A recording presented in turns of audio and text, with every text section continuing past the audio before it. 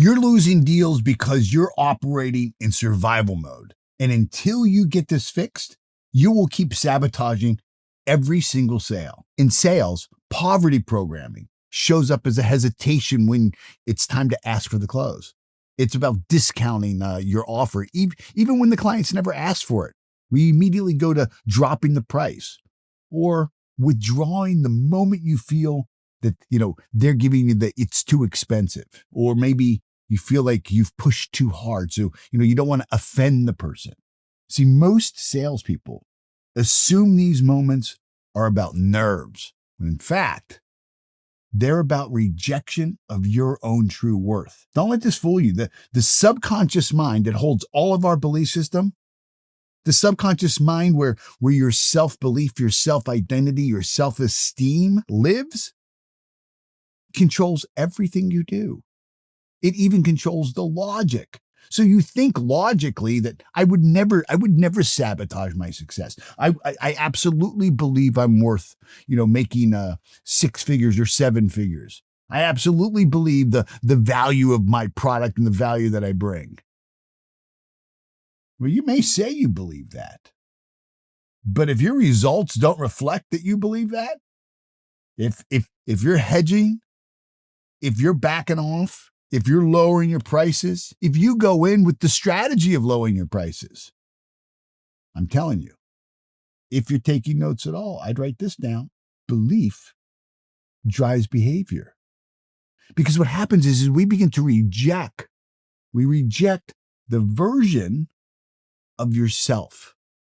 You reject the version of yourself of who succeeds. You reject the version of yourself being number one on the leaderboard, because you're still bonded to this version of yourself who's trying to play it safe, who doesn't want to stick out in front of the crowd, who doesn't want to shine, who doesn't want to offend people, who really questions their own worth. Are they really worthy? Is it, in other words, there's a lot of people who believe that the rich don't pay their fair share, and that if they're rich, if they make too much money, then, they've somehow contributed to poverty of other people. And they get caught up in this, immoral, justice story about, is it fair for them to have more while other people suffer? I'm going to tell you, the best thing you can do for the poor is not be one of them. That's the truth. You want to help poor people get rich. Get rich, because you will never be able to help poor people poor. That's for sure. When I was poor, and the basket would come around, I'd put $1 in the basket. Now I write checks for $10,000, $100,000, $1 million to give to a charity. See, I know what it feels like to be trapped by a self-concept that is limiting.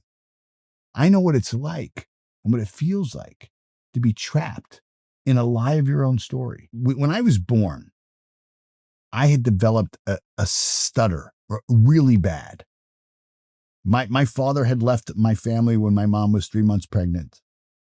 And my mom was raising 3 other children, 4 kids. But my mom had a really terrible anger problem. My childhood home was not a safe place to be. It wasn't a safe place physically. It wasn't a safe place verbally, emotionally.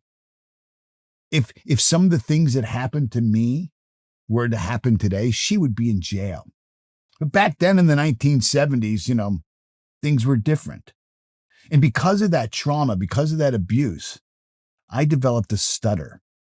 I spoke like this. It was just post-traumatic stress. It was just anxiety. I was a ball of anxiety because I never knew, when I was going to get the belt or the frying pan or a punch. 3rd grade, I can remember being sent home because I had a black eye. And they knew it didn't come. They knew it didn't come from school. And I told them I had fallen. So I had this really bad speech impediment. And from that, the school labeled me as learning disabled. In the 1970s, if you had a speech impediment, that was considered a learning disability. I wasn't learning disabled. I wasn't learning disabled until they started to program in my mind that I wasn't normal. Please send Paul Martinelli down to the special ed room. And then came all the bullying. Oh my goodness. All the kids would make fun of me. You know how it is. The dominant culture of influence on the playground. The other 5, 6, 7-year-olds. They noticed that there's something different about you. Maybe you were skinny like a beanpole, and they made fun of you about that. Maybe you were round and pudgy, and they made fun of you about that. Maybe you had freckles. I don't know what it is, but none of us gets off the playground of life alive. And for me, it's just that every time I opened my mouth, I spoke like this. So the kids would have a feel. Hey, dummy. Hey, stupid. It created a real deep belief inside of me that I was stupid. See, our beliefs are created 2 ways. One is through spaced repetition of time. This is being introduced to an idea or a concept over and over and over again until eventually it takes hold. The other is through an emotional sudden impact. This is when something happens to us, and in that moment, we define that as truth. Not just truth, but our truth. I spent the first half of my life believing that I was dumb and stupid, and then I would never amount to anything. And then I went out and I produced results that were in harmony with that belief. I failed out of school at 10th grade. I landed a dead-end job making $4.10 an hour. I started my first company at 22 with $200 in a vacuum cleaner and a mop bucket because I thought any dummy could clean a toilet, and I was any dummy. I didn't realize that I was training the world to value me the same way. I was training the world and giving the world the authority to treat me how I had taught myself to value myself. And that way was not at all.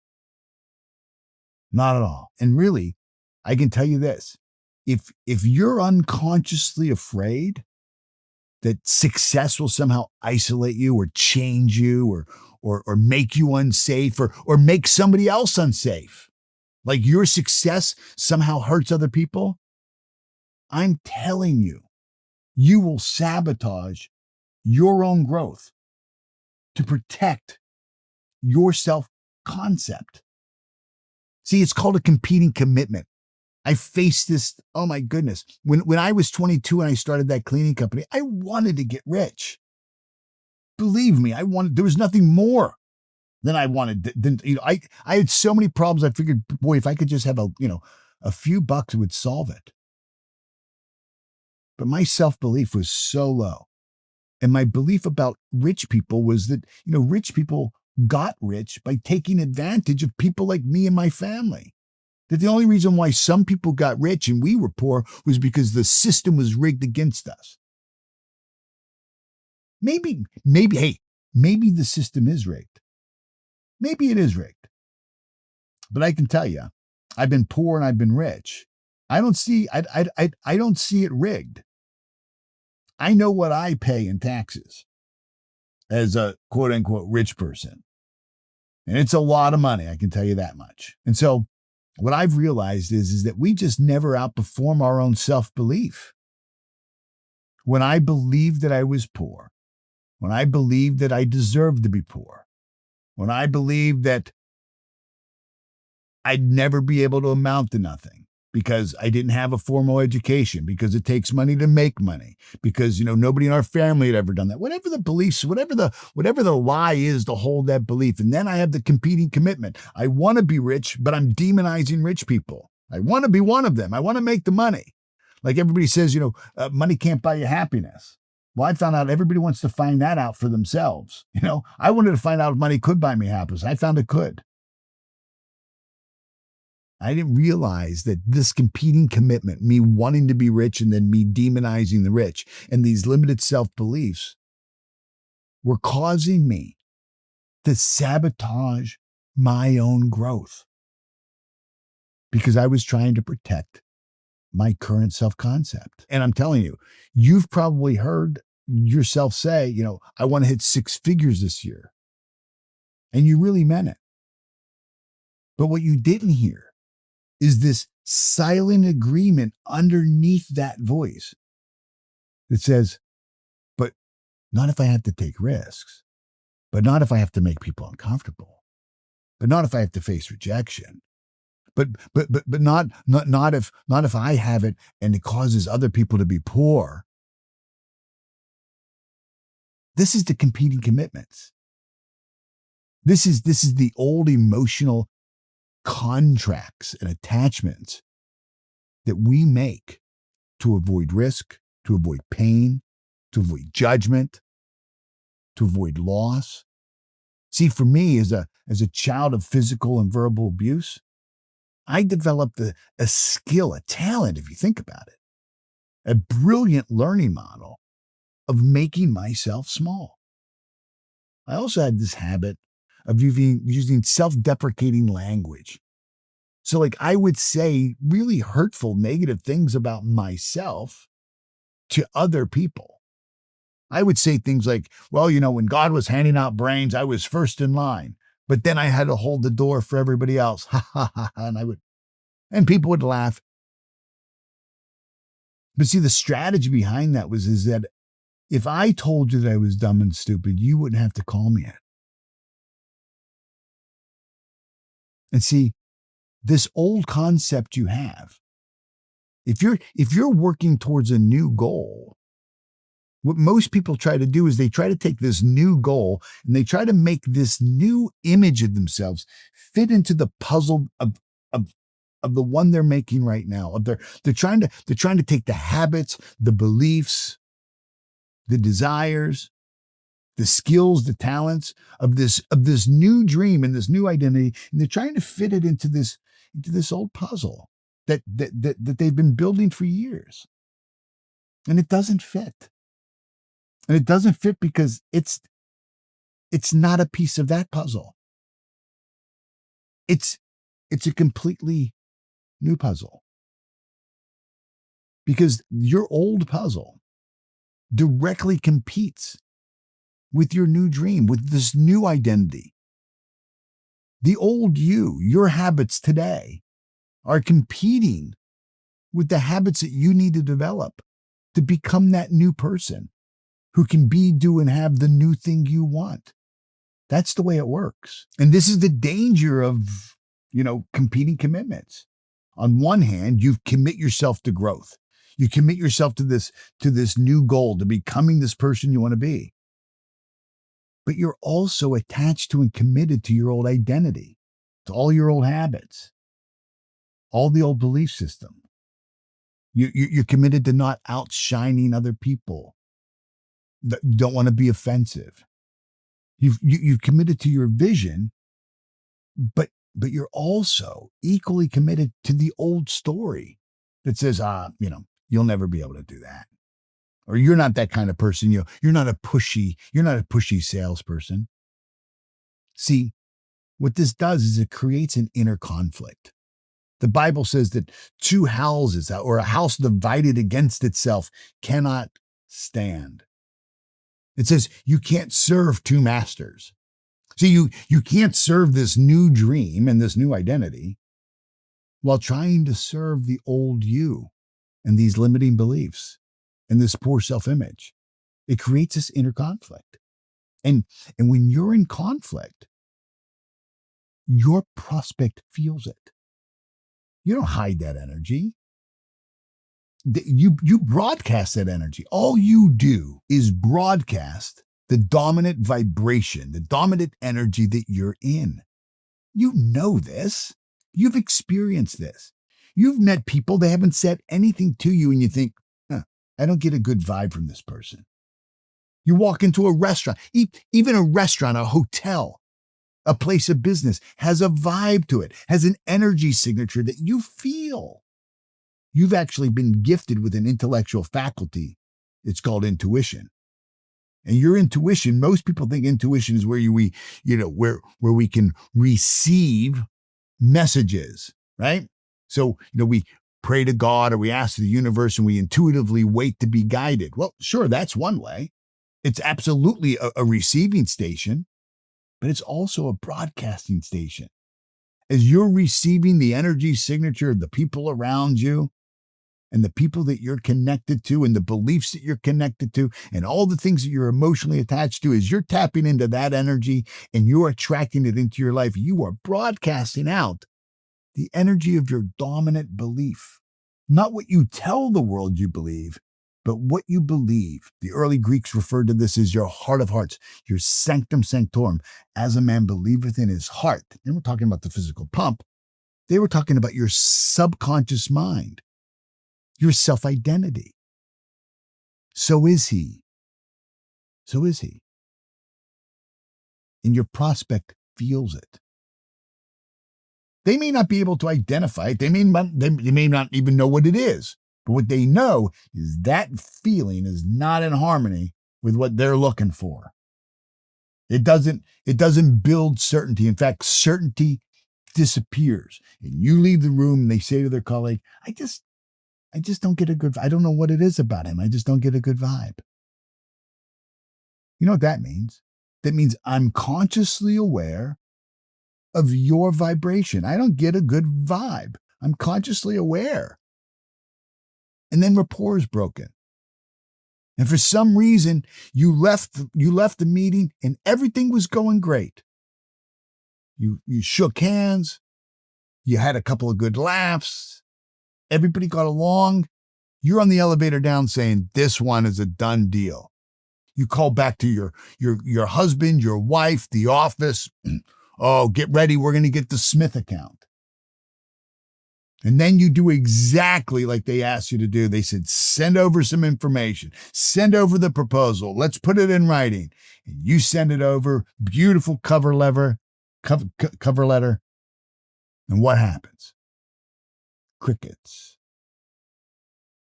All of a sudden, your best friend becomes Casper, the friendly ghost.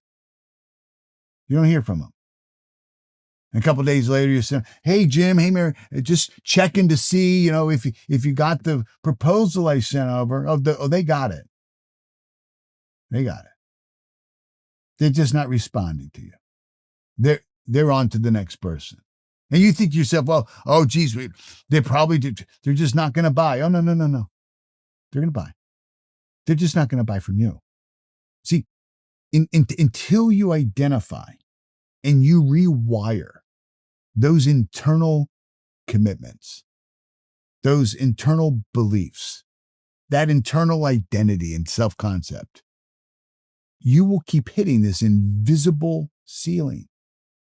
Not because the opportunity in front of you isn't real, and not because you don't want it, but because the potential cost of you stepping outside of your comfort zone or the risks in you outgrowing your own self-image feels emotionally unsafe. There's an idiom that holds this entire belief system in place, and most people live their life by it. It's called better safe than sorry. Other people say, well, better the devil you know than the devil you don't. Don't take a risk. See, if you believe that money is hard to get, like I was programmed that. My grandmother used to tell me, you have to work really hard. You have to make all these sacrifices. And then, like, if you do that, if you do hard work and honest work, then you'll make it. No. You can, trust me, you can work real hard. You can be real honest and struggle. My wife Holly and I are doing a $1 million renovation in our backyard. And every single day, there's 20 guys back there. They're building the big summer kitchen, a big, beautiful gym. And these guys are like, I live in South Florida. It's hot.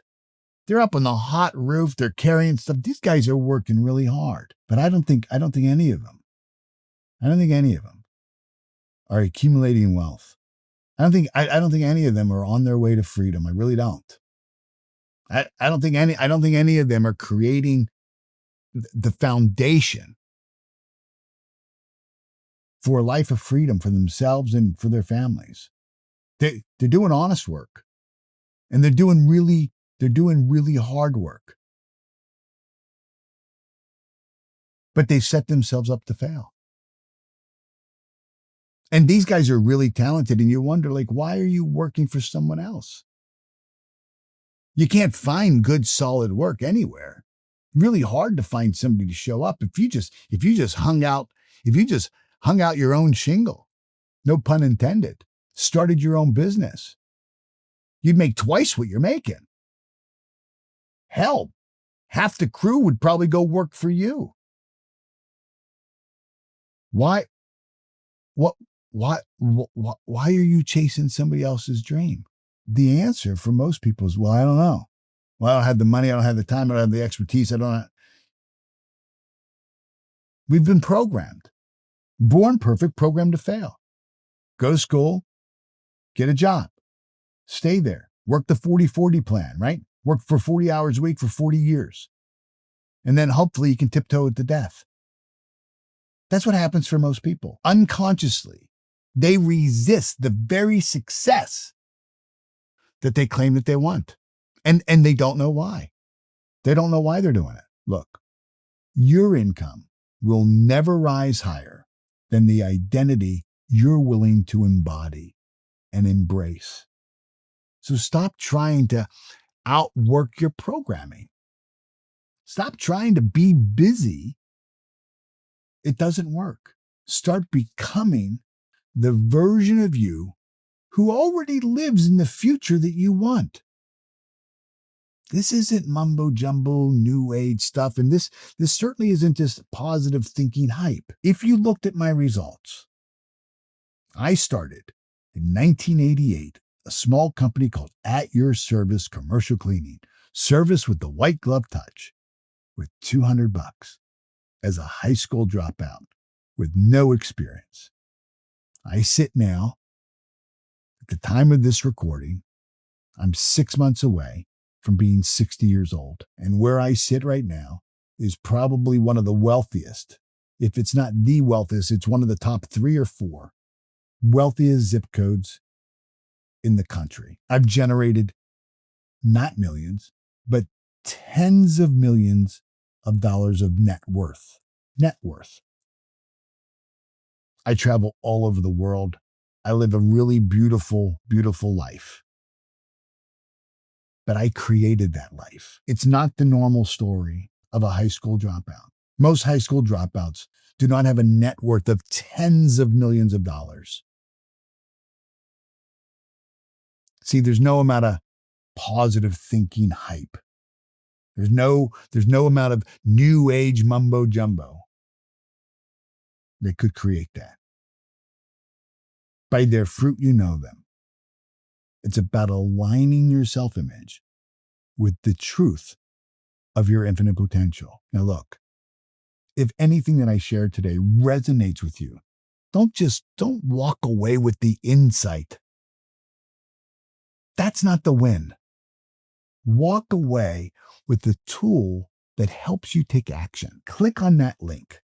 Download the belief upgrade. Look, in this guide, if there's a part of you that hasn't done this yet, if you've been watching this and you haven't downloaded that, I'm going to suggest that the reason why you haven't is because this part of you knows that if you did, you might grow. If you haven't downloaded this guide, I'm suggesting that this is you quietly sabotaging yourself, wrapped up in the reasoning that says, well, all he wants is my email address, or all he's going to do is try to sell me. Who the hell cares?